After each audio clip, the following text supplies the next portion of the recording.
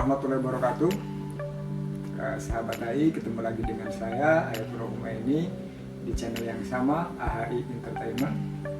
Malam ini untuk sementara belajar grammarnya kita pending dulu karena ada banyak permintaan dari para subscribers, para penonton yang meminta saya untuk berbagi pengalaman terkait bagaimana memperoleh beasiswa ke luar negeri. Saya akan menceritakan pengalaman pribadi saya, bagaimana dulu ketika mendapatkan beasiswa S2, full beasiswa untuk studi di Leiden University di Belanda. Jujur, awalnya saya tidak yakin bahwa saya bisa dapatkan beasiswa S2 di luar negeri, karena saya merasa bahwa saya punya keterbatasan di kemampuan bahasa Inggris, kemudian keterbatasan di keilmuan yang lain. Nah, tetapi saat itu 1,5 tahun setelah saya lulus S1, kebetulan saya S1 di TN Banten, saat itu masih STAI. Saya lulus tahun 2004, kemudian 2006 saya diterima sebagai CPNS, menjadi dosen bahasa Inggris karena kebetulan background S1 saya di bahasa Inggris di TBI. Jadi 2006 saya diterima, kemudian dapat 1-2 bulan saya dipanggil oleh Pak Dr. Mufti Ali. Beliau alumni S2 S3 dari Leiden University, juga beasiswa. Nah, beliau memanggil saya di ruangannya, kemudian menanyakan apakah saya mau mendapatkan beasiswa S2 di Belanda. Nah, saya bilang saat itu, wah, mau sekali. Nah, kemudian ketika dijelaskan bahwa programnya adalah Islamic Studies, saat itu sempat menolak ya, karena yang pertama saya juga tidak kuliah di jurusan agama ya. Saya S1 di bahasa Inggris dan saya tidak tertarik dengan jurusan-jurusan yang terkait studi Islam.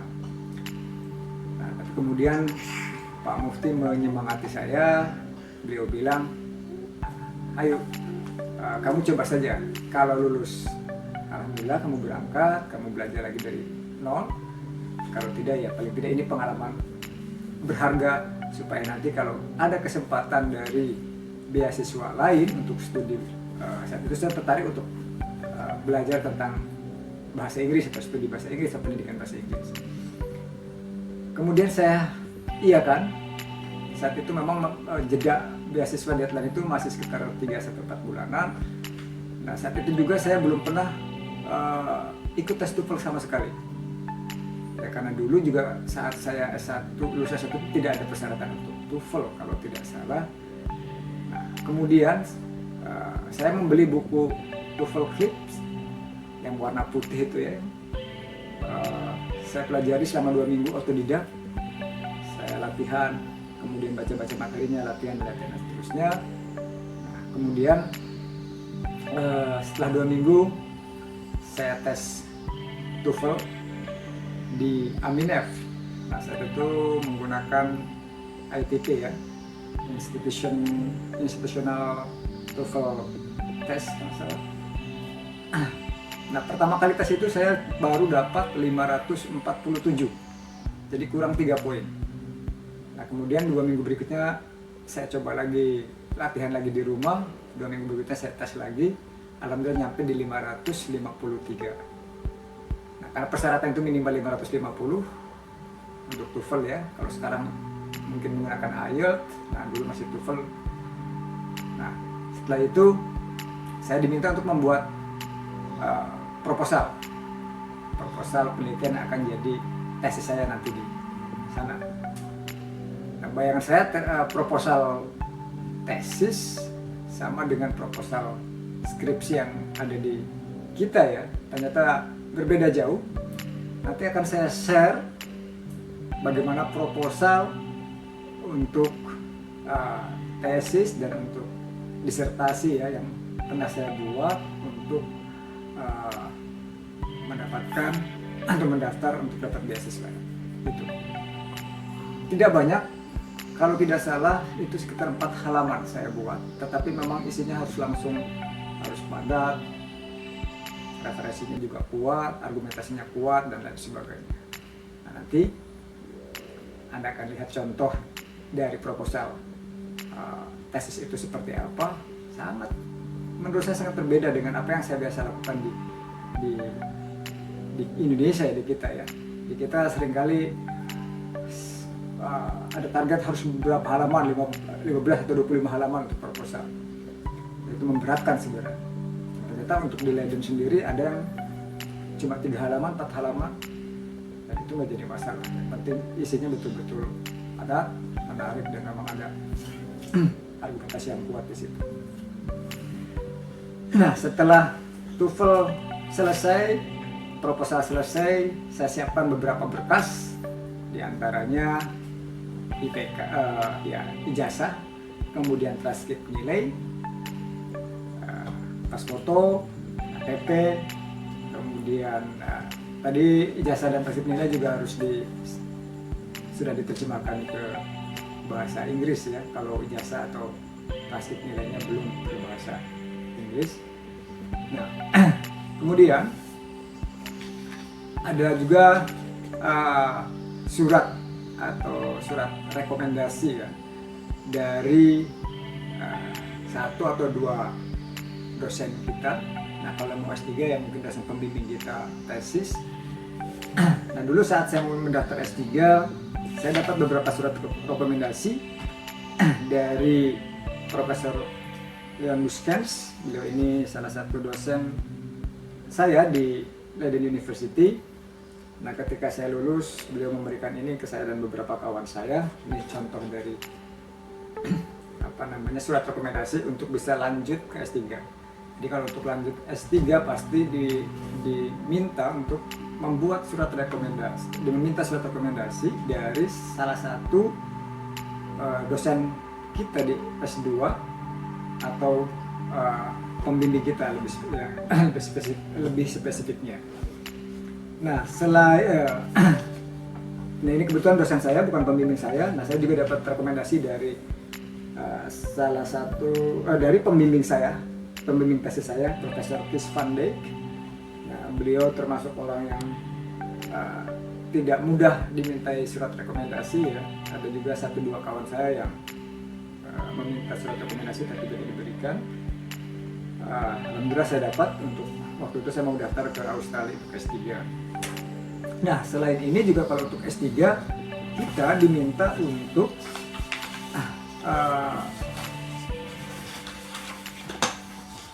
ada surat surat referensi ya, surat dari calon pembimbing kita di sana. Jadi calon pembimbing disertasi kita. Nah, sebelum kita memperoleh ini tentu kita ada komunikasi. Kita cari dulu kalau misalkan kita mau kuliah di Monash University, di NU atau di Leiden University. Nah, kita cari di website universitas bersangkutan profesor yang sesuai dengan bidang yang kita mau ajukan. Nah, saat itu saya pernah dapat dari Monash University dari Julian Mili. Nah, ini contoh surat referensi dari beliau yang menjelaskan saat itu beliau siap untuk menjadi calon pembimbing disertasi saya. Nah, ketika kita meminta surat rekomendasi ini juga, surat referensi ini, kita harus mengirimkan proposal disertasi kita atau proposal tesis kita ya, sehingga mereka juga bisa tahu apakah tema ini memang menarik dan memungkinkan kita untuk melakukan riset dan lain sebagainya, sehingga penjelasan yang ada dalam surat rekomendasi juga sesuai dengan apa yang ditulis dalam disertasi kita nanti. Nah, selain itu saya juga dapat dari Profesor Greg Foley ya, dari saya lupa ini dari mana Pak Profesor Greg Foley ini. Nah, beliau juga memberikan surat referensi, rekomendasi untuk saya melanjutkan S3 di Australia saat itu. Nah, selain itu nanti, jadi selain tadi ada ijazah, rasid nilai, kemudian TOEFL, surat rekomendasi dari pembimbing atau dosen kita, kemudian untuk yang S3 surat referensi atau surat rekomendasi dari calon pembimbing disertasi kita di sana, kemudian beberapa persyaratan yang lain ya. Nah, setelah lengkap semuanya, nah kita kirim. Nah, biasanya nanti ada pemberitahuan. Saat itu ada dari email, dengan ada juga yang dari telepon, bahwa kita dinyatakan lulus tahap pertama, lulus administrasi ya, jadi cek berkas. Kemudian kita diminta untuk datang ke Jakarta dan melakukan wawancara di sana. Nah, seingat saya saat itu ada 45 peserta yang lolos sampai ke tahap wawancara itu tadi. Saya tidak tahu berapa ratus orang yang daftar, karena tentu ya bukan hanya kita yang pengen mendapatkan beasiswa di luar negeri itu aja. Banyak orang, ratusan bahkan ribuan orang yang mendaftar, dan kita harus berkompetisi dengan banyak pesaing yang ya sangat memungkinkan melebihi kemampuannya dibanding kita ya. Tetapi ada banyak faktor sebenarnya selain usaha maksimal kita untuk bisa dapat beasiswa itu tadi. Nah, yang saya rasakan tadi, selain dari nilai TOEFL, kemudian juga IPK kita juga harus ya, minimal 3. Syukur-syukur kita nilainya di atas 3,6 atau mungkin cum laude atau summa cum laude. Kemudian ya proposal juga harus jelas dan betul-betul penting untuk dikaji. Nah, semuanya akan saya kirim nanti, contoh-contoh dari semua dokumen itu tadi.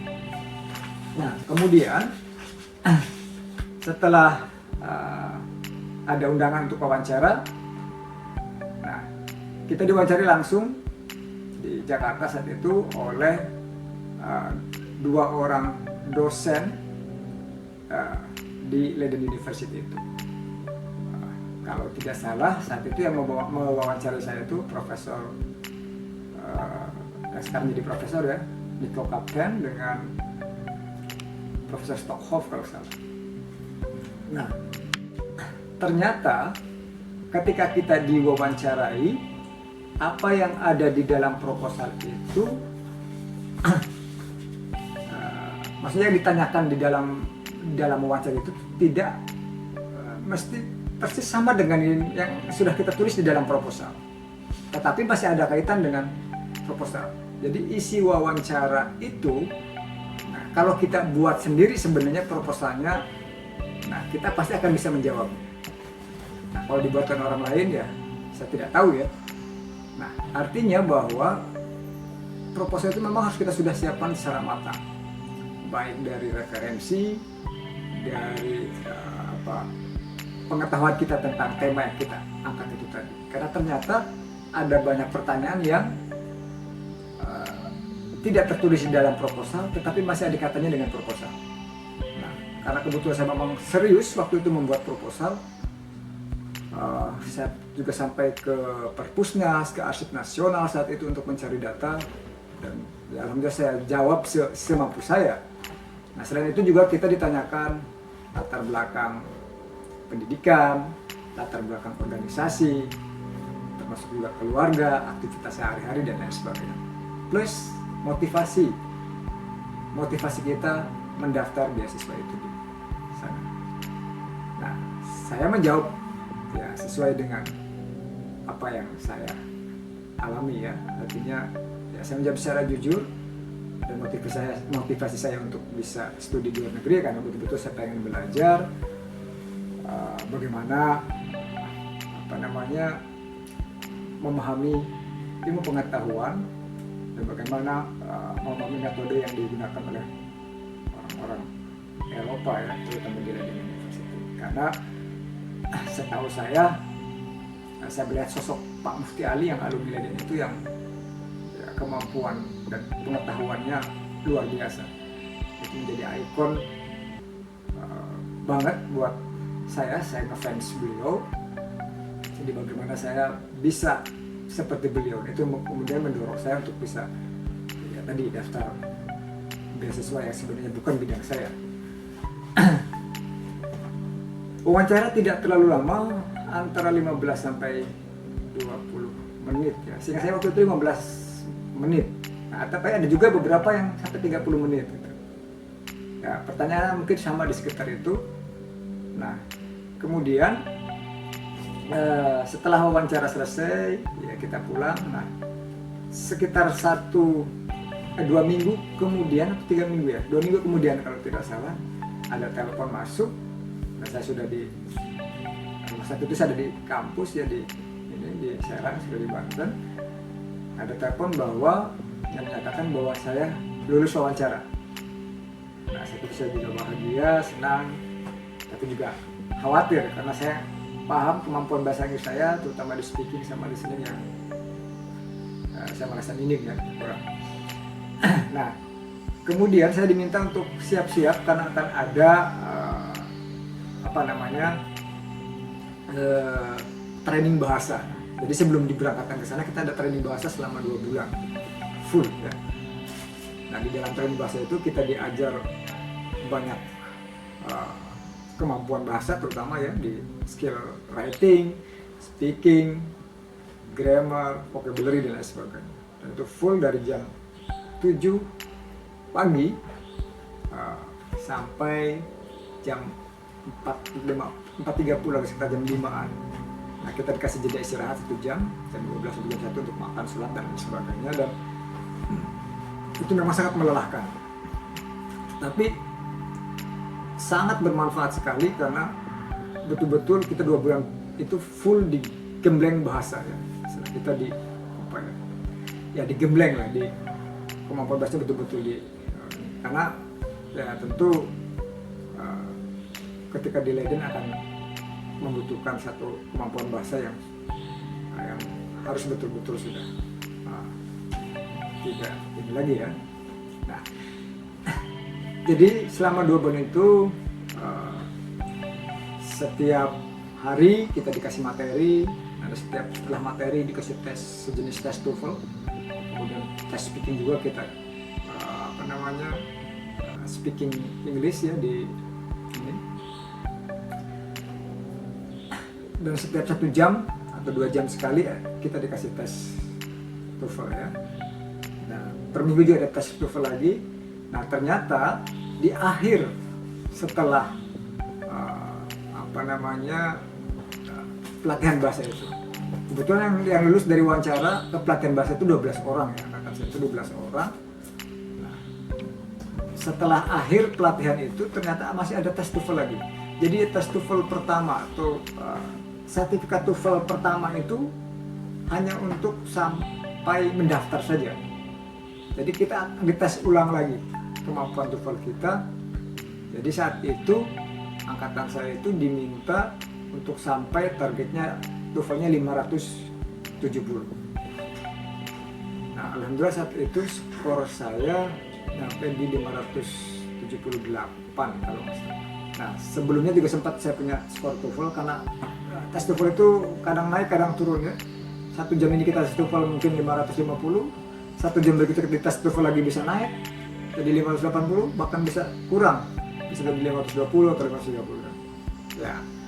Jadi ada beberapa kondisi yang memang kita harus betul-betul siap untuk tes TOEFL. Nanti akan di ini berikutnya saya akan coba sharing bagaimana mempersiapkan tes TOEFL dan bagaimana trik-trik menjawab salah satu kritik tadi. Nah, selesai kita setelah pelatihan bahasa dan tes TOEFL terakhir itu kita pulang. Nah, kita menunggu hasilnya, apakah kita lolos atau tidak. Nah, 2 minggu kemudian ada telepon bahwa saya dengan 6 peserta pelatihan yang lain itu dinyatakan lolos. Saya sujud syukur. Saya kemudian mempersiapkan, karena saat itu juga tidak lama dari pengumuman kelulusan sampai ke keberangkatan. Kalau tidak salah 3 minggu atau 1 bulanan itu hanya saya persiapan. Nah, saat itu juga saya belum ikut prajabatan ya prajabatan. Nah, akhirnya karena prajabatan di Kemenag itu adanya untuk orang YN dan untuk orang Kemenag adanya di bulan Oktober, sementara saya September harus sudah berangkat. Akhirnya saya ikut prajabatan dengan provinsi, dengan orang-orang provinsi. Di situ ada beberapa guru, dokter dan sebagainya. Nah, tepat 1 jam sebelum saya berangkat ke Belanda, SKPNS itu turun. Jadi ada 2 keberkahan saat itu, bahwa di hari yang sama saya mendapatkan SK pengangkatan sebagai PNS 100%, plus juga keberangkatan saya ke Belanda. Nah, dari persiapan-persiapan itu saya menyimpulkan bahwa untuk dapat memperoleh beasiswa ke luar negeri ada beberapa hal yang harus dipersiapkan oleh kita. Yang pertama, tentu kemampuan bahasa Inggris. Kemampuan bahasa Inggris itu bukan hanya di speaking atau di listening, tetapi juga di grammar, vocabulary, dan lain sebagainya. Karena di sana nanti kita akan dituntut untuk tidak hanya berbicara, bertanya ke dosen, tetapi ada kewajiban menulis di hampir setiap minggu. Dan itu sangat berat di awal-awal. Artinya kalau kita tidak punya kemampuan bahasa yang memadai, akan sangat kesulitan dan tidak memungkinkan juga, dan memungkinkan juga karena di sana sistemnya tidak ada sistem mengulang mata kuliah. Tetapi kalau nilainya kurang dari yang seharusnya, itu pasti dipulangkan. Jadi tidak ada mengulang, jadi di DO langsung. Walaupun hanya 1 mata kuliah yang kurang, mungkin nilainya 1 atau 5 misalnya, dipulangkan. Karena ada beberapa contoh, 1-2 kawan saya juga yang karena tidak bisa menyelesaikan tugas pembuatan makalah, akhirnya dipulangkan. Nah, yang kedua ya, jadi kemampuan bahasa terus betul-betul sudah disiapkan ya. Paling tidak mungkin 1 tahun sebelumnya. Karena ada juga sih kawan saya satu angkatan yang dia baru belajar, karena dia bukan di jurusan TBI, bukan di jurusan bahasa Inggris, dan dia nggak pernah kursus. Dia mulai fokus belajar selama 1 tahun sebelum mendaftar beasiswa, dan alhamdulillah sama-sama lulus dengan saya. Nah, artinya itu sudah dipersiapkan dari sekarang. Jadi kalau misalkan sahabat-sahabat AI semua ada di semester akhir sekarang, jadi ada waktu mungkin 1 tahun atau 2 tahun untuk mempersiapkan diri, menggembleng kemampuan bahasanya. Ya, kalau sudah siap, baru tes IELTS, tes TOEFL dan sebagainya. Nah, yang kedua, kita juga harus dibiasakan menulis, ya, karena tugas kita di sana ketika kuliah itu tadi bukan hanya bisa ngomong bahasa Inggris ya, tetapi harus punya kemampuan menuliskan terutama di makalah atau tesisnya nanti ya. Nah, itu juga harus betul-betul kita sebenarnya sudah punya kebiasaan itu seharusnya selama kita ada di Indonesia ya. Nah, sebenarnya selama S1 kan kita sudah sering diminta oleh dosen untuk membuat makalah dan sebagainya. Jadi kalau kita sudah terbiasa itu membuat makalah serius, kita tulis sendiri bukan copy paste, nah kita tidak akan kesulitan sebenarnya ketika di sana. Kemudian tadi siapkan tesis yang betul-betul matang ya. Matang dalam arti memang secara tema menarik, penting, dan referensinya kuat, referensinya banyak, argumentasinya juga kuat. Nah, kemudian juga tadi menurut saya ini ada faktor X, faktor keberuntungan. Nah, buat saya faktor keberuntungan itu karena saya merasa kalau secara kemampuan akan, merasa di luar sana ada banyak orang jauh lebih pintar, baik dari aspek bahasa, skill bahasa, maupun dari aspek keilmuan. Nah, tetapi bagi saya ada faktor lain. Menurut saya itu adalah pertama doa orang tua. Nah, seingat saya dari sejak saya mau tes TOEFL sampai ke akhir, selalu saya minta doa ke orang tua, betul-betul mohon doa, karena saya merasa kemampuan saya tidak banyak ya. Jadi doa orang tua itu yang sangat penting buat saya. Yang kedua, kalau kita muslim ya, saya minta doa ke kiai yang betul-betul menurut kita kiai itu apa ya, kalau orang kita tuh warain namanya, betul-betul yang ya ikhlas mendoakan kita. Nah, kalau saat itu saya bilang, saya biasa ke Abuya Mufasir, nah, datang ke situ betul-betul minta didoakan oleh beliau. Nah, kemudian juga tentu keluarga, saudara-saudara, teman-teman kita yang lainnya. Tapi terutama menurut saya adalah orang tua, ya, terutama ibu. Nah, dari faktor itu yang menurut saya diberi kemudahan sama Allah untuk bisa menjalani setiap tahap itu tadi. Tapi ternyata tahapan yang kita lakukan di Indonesia tadi itu sudah belajar maksimal bahasa Inggris, sudah belajar nulis maksimal, dan lain sebagainya. Ternyata ada tahapan yang jauh lebih berat ketika kita sudah sampai di sana. Bagaimana berinteraksi dengan dosen di dalam kelas maupun di luar kelas, bagaimana menghadapi situasi dan budaya yang berbeda, akan kita jelaskan nanti di video berikutnya. Nah, nanti untuk yang menginginkan berkas-berkas atau contoh-contoh berkas surat rekomendasi, kemudian komunikasi dengan calon dosen pembimbing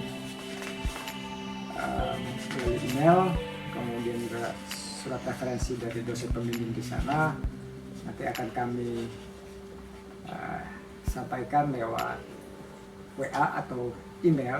Jadi nanti sahabat-sahabat AI yang menginginkan contoh-contoh berkas ini, silahkan tulis di komennya alamat email atau nomor WA, nanti akan kita kirimkan langsung ke email atau WA yang tertera di dalam komen tadi.